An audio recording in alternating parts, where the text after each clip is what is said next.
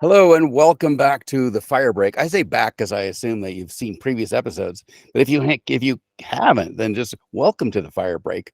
I'm Steve Wolf. The Fire Break is sponsored by Team Wildfire, developing new technology and tactics to fight the world's most destructive fires. I'm here today with Frank Carroll, and Frank, you've got I can't tell. Have you got the gray hair to prove it, or I used to. or the no hair? Yeah. We're I'm featuring not. the same look. Yeah, we are. So we're both qualified to kind of comment maybe on, what was it like firsthand seeing the first wildfire? In my case, The oh world's yeah, the I world's see. first. I see what you mean. Yeah. Right after we laid down dirt, it was. Yeah, exactly. It was pretty good. Yeah. No, Frank, tell me a little bit about your background and how you got into wildfire, how this became your passion and your practice. Well, I was probably doomed to it. My father was a forest ranger, and he used to take me along to fight fire when I was 6 years old. And Wow. he'd hand me a hardline hose with a Forester nozzle, and my job was to beat down the flames in front of him so he could cut line with the shovel because he was a lone ranger. No So, kidding. so I started fighting fire in 1972 with the Park Service in Tucson, Arizona, and then I was in a primary firefighter positions as a hotshot squad boss and so on, and then served on Type 1 teams for 11 years. And but was also a forest planner. I went into planning and public affairs and governmental affairs, and so there was all of this development of policy and over the years in wildfire and prescribed fire and so on, and that's now come to a new evolution of wildfire use and widespread intentional burning. And so I've been here through the entire sort of development of current wildfire policy that began starting about 1970. Okay, so you're thinking maybe like the pen was more powerful than the chainsaw. Well, Or- I used a lot of both, but yes, the troops on the ground do what we tell them to do Right. and what the policies say, and so the people that are writing the policies are actually deciding what the Pulaski is going to do. Okay. Yeah, the pen over the Pulaski. That's right. There you go. I was looking for a tool that started with a P. That should have been the obvious one. Yeah. So how has the policy changed? And well, we should trace the course of that, really, like going back to the out by 10, and see how changes in policy have impacted both positively and negatively, fuel accumulation and fire intensity. That's a really interesting point because, as you know, the Forest Service was created in 1905 with the express purpose of conserving America's natural resources, water, wood, air, etc. And in 1910, we had the big blow in Idaho and Montana that burned maybe more than 3 million acres and killed 75 firefighters and Wow. just a mess. And that's what led to the development of the 10 a.m. policy. And the point then was a 3 million acre fire was ridiculously destructive of some of the greatest old growth that this country had, white pine and all kinds of stuff. And the nation decided that wasn't okay. We don't want to burn down our public resource. We need to build houses. And so the 10 a.m. policy started, put every fire out by 10 a.m. The following day was the policy right up until about 1970. Wow. Actually beyond 1970. But in 1970 in Yellowstone, a guy named Les Gunzel started letting fires burn. Everybody hates that term, but that's what you do. A lightning strike happens and you monitor it, which is the same thing as letting it burn. Which, yeah, I guess the positive spin would be called, natural fuel reduction. Fine, whatever it was. Yeah. But that's what we did. We were no longer in the 10 a.m. Now we were letting them burn. And over the next decades, we were still quite successful at suppressing big fires, but getting less so as time went on. And then after the Los Alamos fire in 2000, and then the Biscuit fire in Oregon in 2002, our people started hitting on this idea of, well, if a little fire is good, maybe a lot of fire is better. And there was some practicality with that because, we only had maybe 30,000 firefighters total in the system in any given fire season. And so, maybe we could conserve resources by doing something differently. But none of the new policy, which is a wildfire use policy, which says that line officers in charge of fires can make some kind of determination under the rubric of full fire suppression. They can let it burn, monitor, corral pieces of it, contain a little bit of it, herd it around, or light fire. This last summer, there was a firing operation that covered 40 miles. Wow. The Dixie Fire was 60% lit by firefighters. So 600,000 acres of the Dixie Fire was lit by firefighters on purpose for various reasons. And I want to circle back then to 1910. The massive destruction that caused us to decide to put fires out by 10 a.m. in 1910 is happening again, only now nobody's apologizing for it, but the destruction is the same. So, the Forest Service in particular, but also the Park Service, have posed this idea, this policy idea that reintroducing fire to the system as it did, 250 years ago is a great idea. Let's get it done. The problem is that when they do that, they're burning private property and public resources, and they have no mechanism for anybody to object or to try to stop it or to, to help themselves to get compensation for the damage that's done. The Pole Creek fire in Utah in 2018 started out as a smoldering log, and firefighters got to it and it was raining, and the forest supervisor decided to let it burn, and it ended up burning more than 120,000 acres and burning buildings and property and no accountability. And there's no accountability. They didn't have to pay for the decision. And so there's many lawsuits going forward about this issue and so on. But that's the genesis of the policy, and part of it is a surrender. We've surrendered to kind of a helpless position where we say, well, it's climate change. There's nothing that can be done about it. But when firefighters are lighting 600,000 acres on purpose, that's not climate change. That's a policy to use fire to manage natural resources. And, if you like old trees like sequoias and redwoods, running fire through those big groves has killed 20% of the sequoias. Wow. And so we think it's bad policy, and we're trying to change it. And there's going to be a huge change coming. And maybe I'll get into that later. But this summer, the Supreme Court will overthrow the policy that allows that to proceed. And there'll have to be a lot more thoughtful conversations and room for people to object, and a place for people to get compensation when the Forest Service makes a decision like that. Do you think there's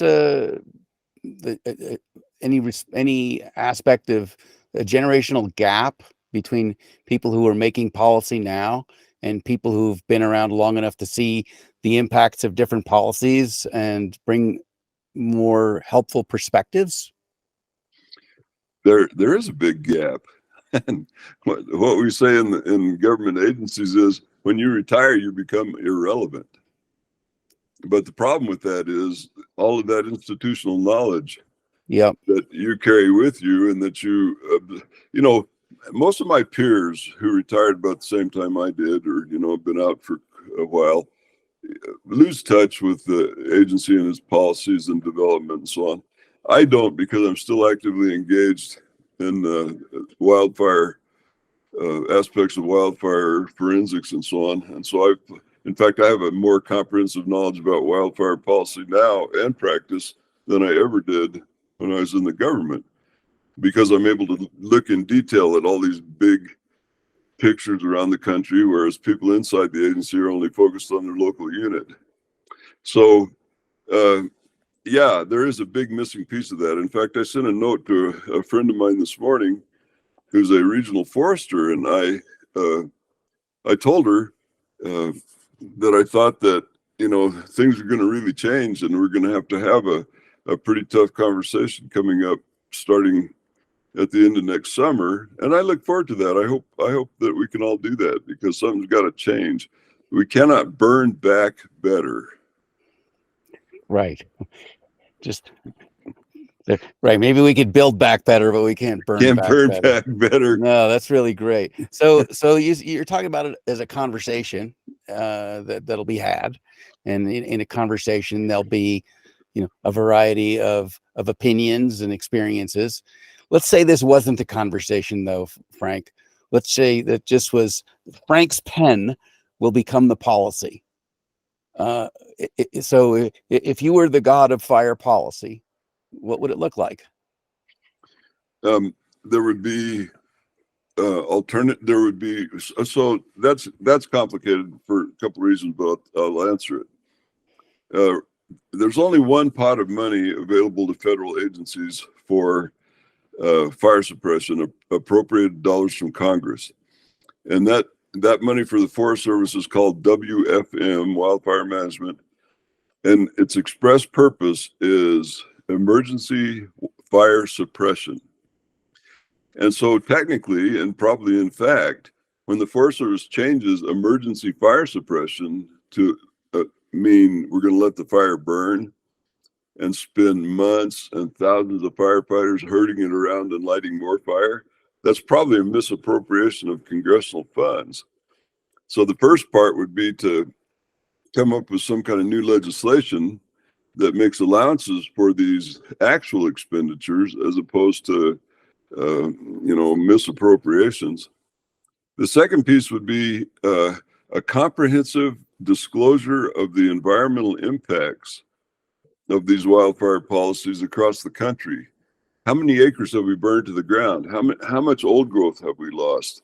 What's the real story about impacts on clean water, clean air, flooding, private property losses? So a secondary piece of that would be the ability for people to get compensation when the Forest Service or Park Service, whoever, makes a decision to do something other than put a fire out and their property is damaged or burned.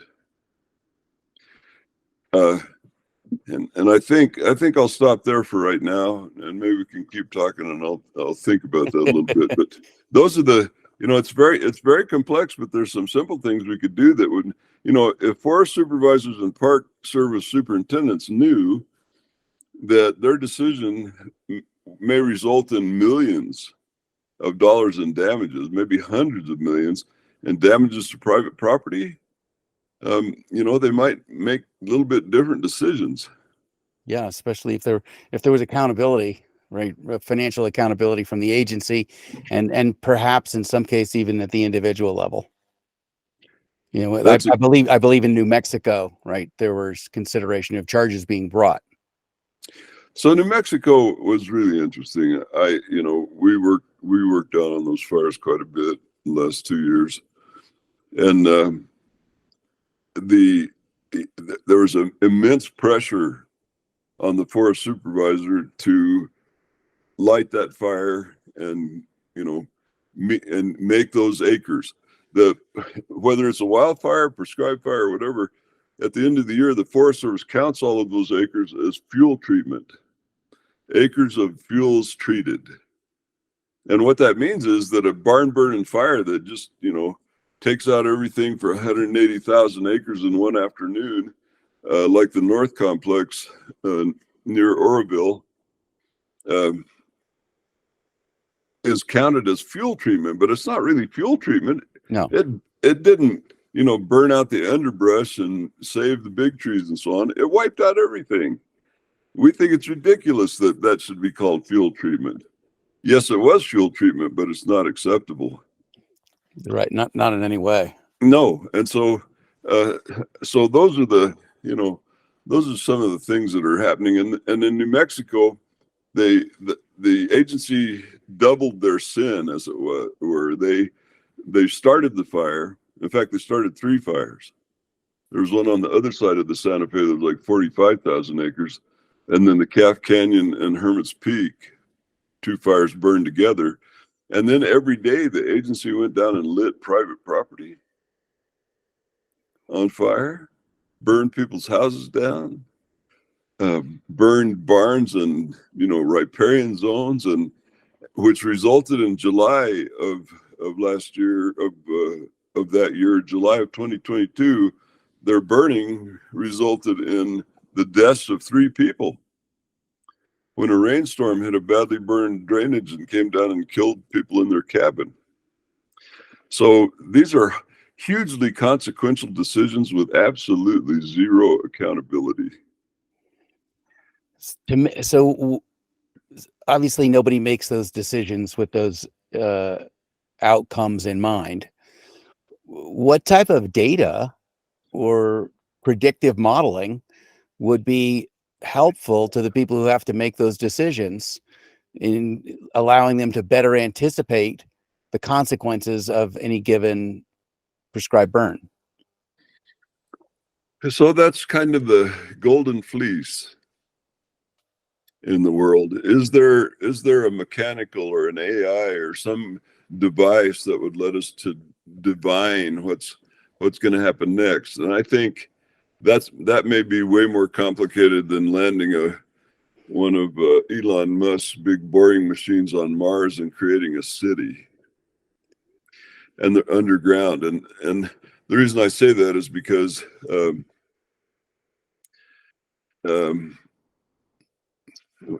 ask the question again. is what type of predictive tools would allow a burn boss to be able to see or anticipate what the consequences of any given burn might be? So in my experience, I've been through many iterations of tools, from pre-planning resources, figuring out where the closest resource is that can attack any fire in a location, to now these high-tech companies working on instant discovery of fires as soon as they're as small as a meter across and so on, or the first signs of smoke, the cameras pick them up or the satellites pick them up. And none of those things help answer really essential questions, and they don't really affect outcomes.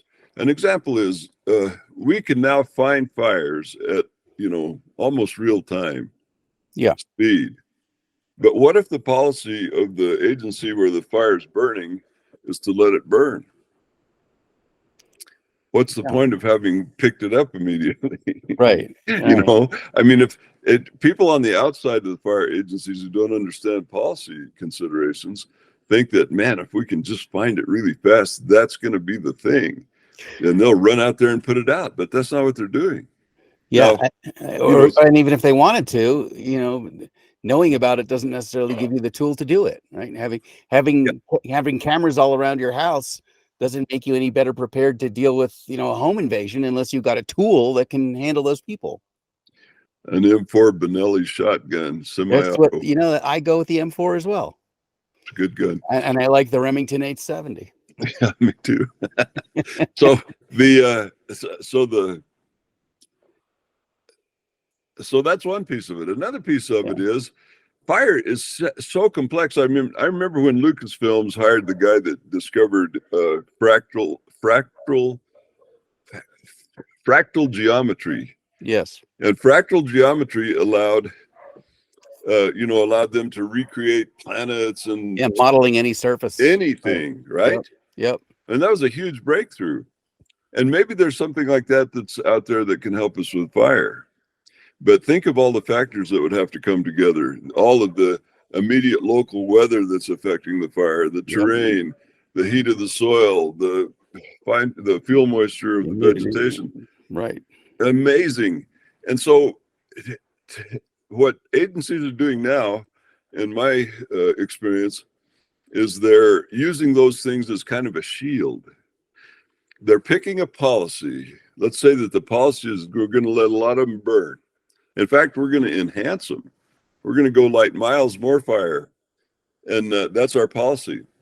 And so I take my predictive tools like WOOFDIS, the Wildfire Decision Support System tool that helps them, figure out what decision they're going to make. And then they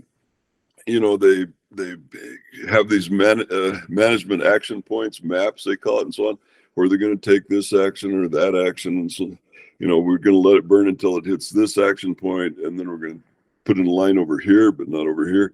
And so they're using those those tools that they have now as a kind of a veil, a smoke screen. I see. Because yes, they help the predictive, the fire behavior officer. I used to tease our fire behavior people. I told them, why don't you put on a deer skin with a bunch of bones in a pot, throw them on the ground, and just make a prognostication. Is that better? Is that actually better than the tea leaf model? Yeah, I don't know, but it's really dramatic. Yeah, right. Firefighters like deer skins. Okay. So but no, there are valuable tools that help a lot, but not really in the end. The simple stated policies of things like 5 alternative approaches to wildfire, make those decisions, give those decisions absolutely to the handful of people that are standing there on the ground at the time. Hotshot crews are doing a lot of this burning on their own volition. Well, without regard to public versus private versus BLM versus whatever, right? Not at all. Just go lights. There's a new to us. There's not a single old firefighter like I don't know, maybe 2000, 2005, who can believe that the United States government would say that there's a fire that's in country that's too steep, too rough, too hard, which is what they're doing now. And crews are refusing assignments based on whether they think it's safe, partly based on how the agency makes those judgments, like the Tamarack fire. It was a little lightning fire that was messing around in a open rock situation, perfect for smoke jumpers.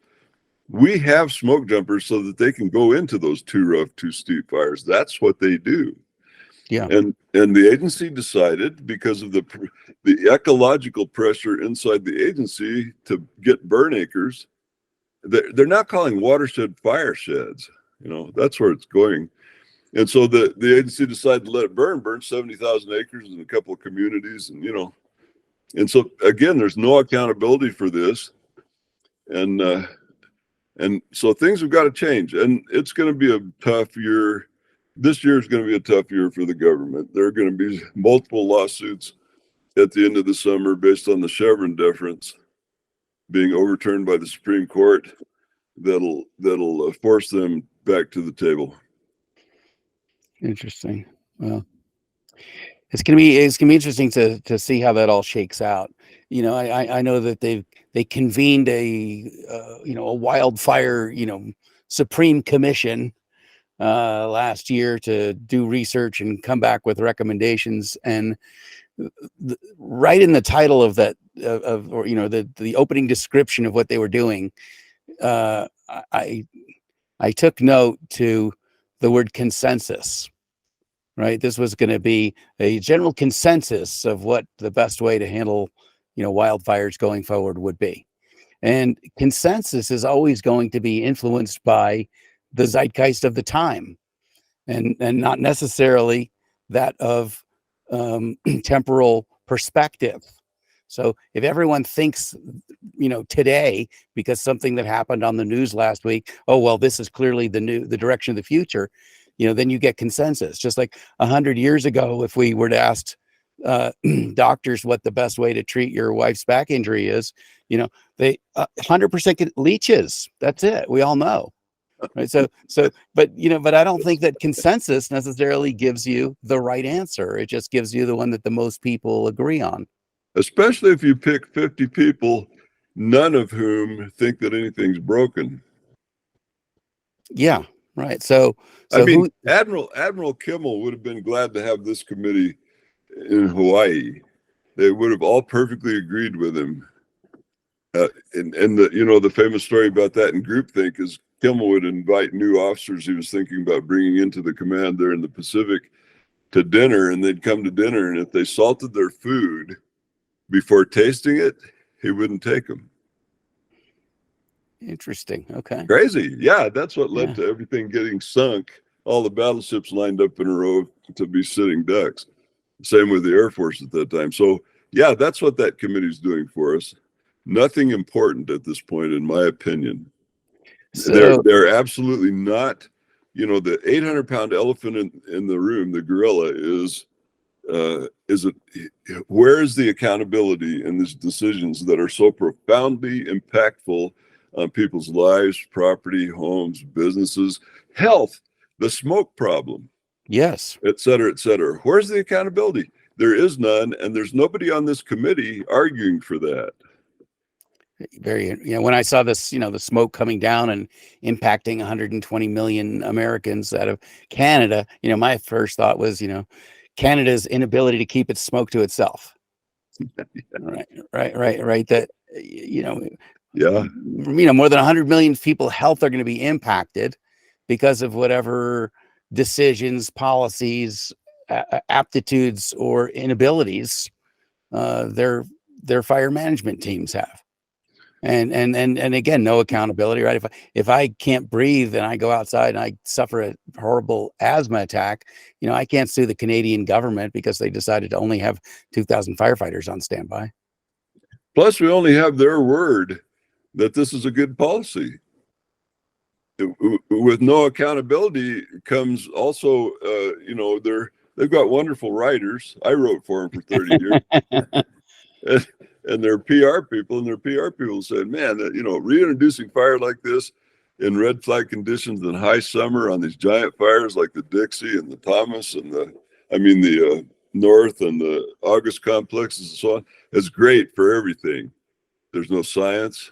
There's no disclosed environmental impacts. There's no recalculating forest plans to understand how that's affecting available sale quantity of timber. There's no study of riparian zones to see how that's wiping out the very things they're trying to protect, like little fly catchers in Arizona and so on. It's just it's an absurd assertion on behalf of these agencies with no foundation and no discussion. Yeah, that doesn't seem like a way to get an optimal outcome. It's not. To get a whole bunch of people who all think the same, have the same experience, and or possibly more accurately the same inexperience, and not be, you know, not be turning forwards and backwards to say, like, you know, where does this point in time fall in perspective with what we've learned previously and with our ability to anticipate the future using better technology. And no team of elders who remember what it was like. Right. My dad used to laugh because every time the news came on a big fire, there was somebody, spokesman for the fire community, who'd stand up and say, man, we're witnessing fire behavior we've never seen before. This is crazy. Climate change, or whatever it was, right? Yeah, right. And they were saying the same thing in 1910.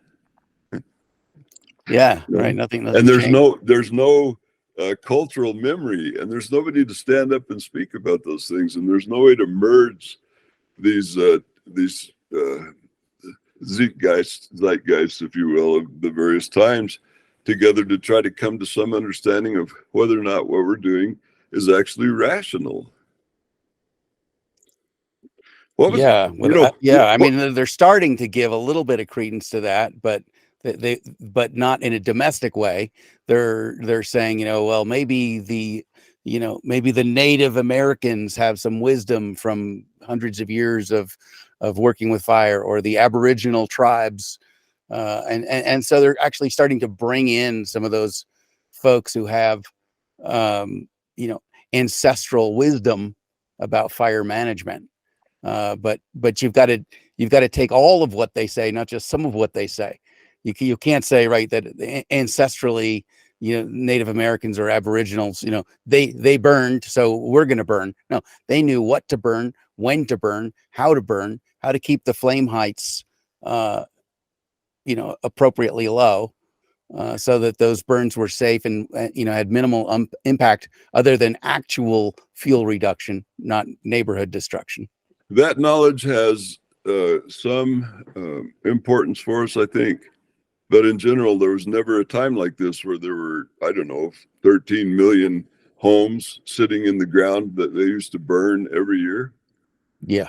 What we call fuel model X. How do you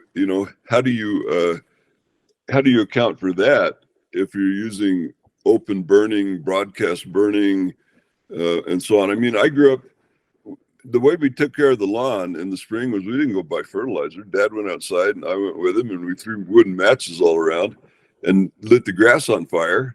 And in a week it was greened up like crazy. Mom was upset because the dog had dragged in the ash, but that's a really important point.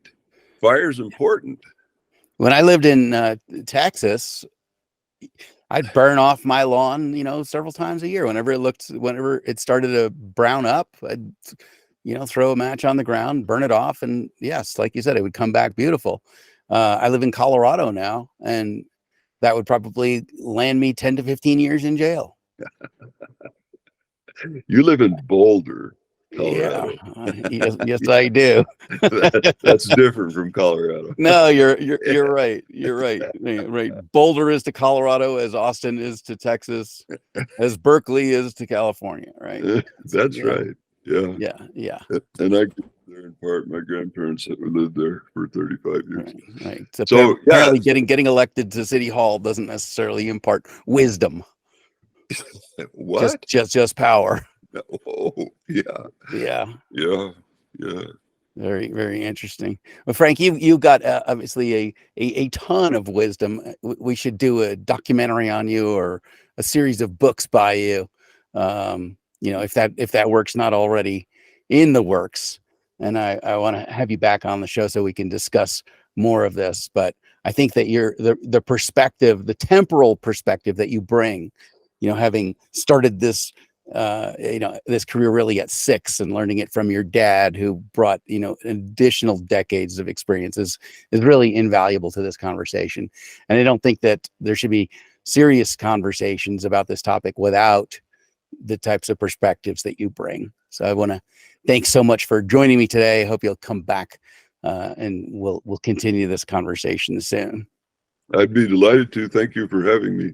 Thank you so much, Frank. All right, folks, this is another episode in the can of The Fire Break. I hope you've enjoyed hanging out with us this morning and learning a little bit about the perspectives of fire through the ages. And as usual, The Fire Break is sponsored by Team Wildfire, developing innovative techniques and technologies for dealing with the world's most destructive fires. Thanks for joining us here. We'll see you on the next show. Take care.